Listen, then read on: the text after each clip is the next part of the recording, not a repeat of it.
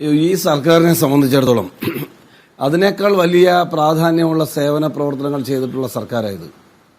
ഇവർ 15 വർഷം മുമ്പോ 7 വർഷം മുമ്പോ നിയമം ഉണ്ടാക്കിയ മഹിമയാണ് ഇപ്പോൾ അജിംസ് പറയുന്നത്. അതിനേക്കാൾ വലിയ നിയമങ്ങൾ ഇവരുണ്ടാക്കിയിട്ടുണ്ട്. ഇവിടെ CPM പ്രതിനിധി പറഞ്ഞതിനെക്കുറിച്ചൊക്കെ ഞാൻ മറുപടി പറയാം. ഇതിനേക്കാൾ വലിയ നിയമം ഇവരുണ്ടാക്കിയിട്ടുണ്ട്. അതിൽ ഏറ്റവും പ്രധാനമായിരുന്നു ആഴക്കടൽ മത്സ്യബന്ധനവുമായി ബന്ധപ്പെട്ടുള്ള പദ്ധതി. കാരണം മന്ത്രി അറിയണ്ട, വകുപ്പ് അറിയണ്ട, ഏതെങ്കിലും ഒരു ഉദ്യോഗസ്ഥൻ വിചാരിച്ചാൽ 6 ഏക്കർ സ്ഥലം ഫുഡ് പാർക്കിന് വേണ്ടി ചേർത്തലയിൽ പതിച്ചു കൊടുക്കാൻ കഴിയുമായിരുന്ന സർക്കാരായത്. ആരും അറിയണ്ടെന്ന്, മന്ത്രി അറിയണ്ട, മന്ത്രിയുടെ വകുപ്പ് അറിയണ്ട.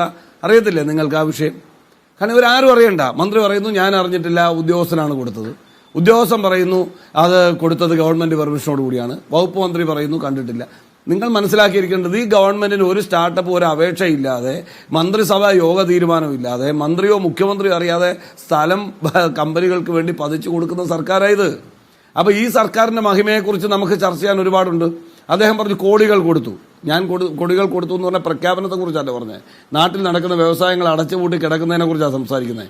നിങ്ങൾ ഓരോ കാലത്തും ബഡ്ജറ്റിൽ അവതരിപ്പിച്ച് ഇത്ര തുക കൊടുത്തു ഇത്ര കൊടുത്തു എന്ന് പ്രഖ്യാപിക്കുന്നതിനെ കുറിച്ച് ഞാൻ ചോദിച്ചില്ല. നിലവിൽ ഈ സ്ഥാപനങ്ങൾ പ്രവർത്തിക്കുന്നുണ്ടോ? കയർ മേഖലയിലെ തൊഴിൽശാലകൾ പ്രവർത്തിക്കുന്നുണ്ടോ? അല്ലെങ്കിൽ കാഷ്യൂ മേഖലയിലെ തൊഴിൽശാലകൾ പ്രവർത്തിക്കുന്നുണ്ടോ എന്ന് ഞാൻ ചോദിച്ചാൽ അതിന് ഉത്തരം പറയണം. അടച്ചുപൂട്ടിയിട്ടുള്ള ഏതൊക്കെ പൊതുമേഖലാ സ്ഥാപനങ്ങൾ തുറന്ന് പ്രവർത്തിക്കുന്നു? നിങ്ങൾ അത് ചൂണ്ടിക്കാണിക്കണം. അത്തരം വിഷയങ്ങൾ ചൂണ്ടിക്കാണിക്കണം. വേണ്ട, ഈ സ്റ്റാർട്ടപ്പുകളെ കുറിച്ച് തന്നെ പറഞ്ഞാൽ 58 കോടി നിങ്ങൾ നീക്കിവെച്ചല്ലോ സബ്സിഡി കൊടുക്കാൻ. എന്തിനാണ് നിങ്ങൾ അതിൽ നിന്ന് 38 കോടി വെട്ടിക്കുറച്ചത്? സ്റ്റാർട്ടപ്പുകൾ ഗംഭീരമായി പോകുന്നുവെങ്കിൽ, സ്റ്റാർട്ടപ്പുകളും സംരംഭങ്ങളും ഒക്കെ ഗംഭീരമായി പോകുന്നെങ്കിൽ കൂടുതൽ സ്ഥാപനങ്ങൾക്ക് സബ്സിഡി കൊടുക്കണ്ടേ? അപ്പൊ നിങ്ങൾ നീക്കിവെച്ച 58 കോടി എങ്ങനെയാണ് 20 കോടിയായി ചുരുങ്ങിയത്? 38 കോടി എന്തിനാണ് നിങ്ങൾ ചുരുക്കിയത്? അപ്പം വളരുകയാണെങ്കിൽ കൂടുതൽ സ്ഥാപനങ്ങൾക്ക് കൂടുതൽ സബ്സിഡി കൊടുക്കേണ്ടതായിട്ട് വരും. അപ്പൊ ആ സബ്സിഡി കൊടുക്കാതെ അതിനുവേണ്ടി നീക്കിവെച്ച തുകയിൽ തന്നെ 38 കോടിയുടെ കുറവ് നിങ്ങൾ വരുത്തുന്നുവെങ്കിൽ അതിനർത്ഥം നിങ്ങൾ പറയുന്ന മുഴുവൻ പടക്കമാണെന്നാണ്. മനസ്സിലായില്ലേ? പിന്നെ മാർക്സിസ്റ്റുകാർ സത്യം പറഞ്ഞിട്ട് രാഷ്ട്രീയ പ്രവർത്തനം നടക്കുമെന്ന് വിചാരിച്ചാൽ ഞാൻ മണ്ടനൊന്നുമല്ല. ഞാൻ ചോദിക്കട്ടെ, ഇന്ന് കേരള നിയമസഭയിലെ അംഗമാണല്ലോ തോട്ടത്തിൽ രവീന്ദ്രൻ, അല്ലേ? കോഴിക്കോട് നിന്ന് ജയിച്ച ആള്. അദ്ദേഹം മേയറായിരുന്നല്ലോ.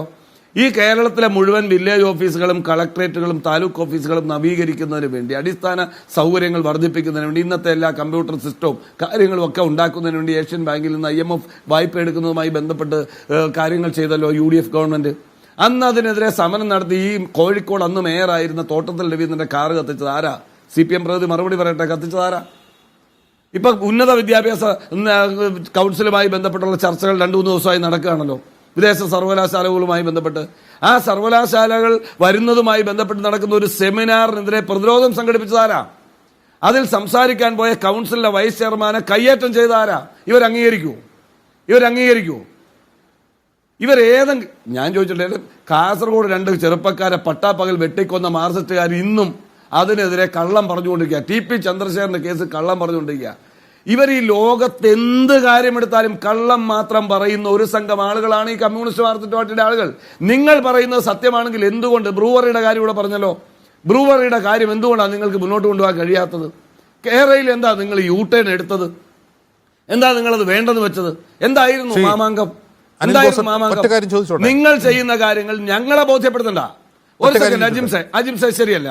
നിങ്ങൾ എന്നെയോ കോൺഗ്രസ് പാർട്ടിയെയോ ഐക്യ ജനാധിപത്യ മുന്നണിയെ ബോധ്യപ്പെടുത്തണ്ട. നിങ്ങൾക്ക് എന്തുകൊണ്ട് നിങ്ങളുടെ മുന്നണിയിലുള്ള കക്ഷിയായ CPI ബ്രൂവറി വിഷയം ബോധ്യപ്പെടുത്താൻ കഴിയുന്നില്ല?